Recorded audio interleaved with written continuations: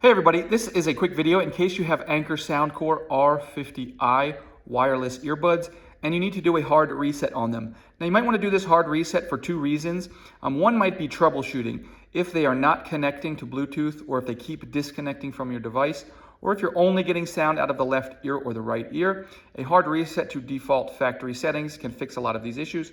Also, if you just want to set them up on a new device and you just want to clear everything out and wipe all of the connections so you can start fresh, this will do that for you.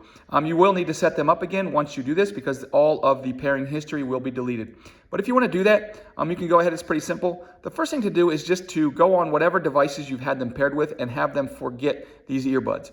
Once they've forgotten the earbuds, you can go ahead and take them out of the case. When you take them out of the case, they will automatically turn on.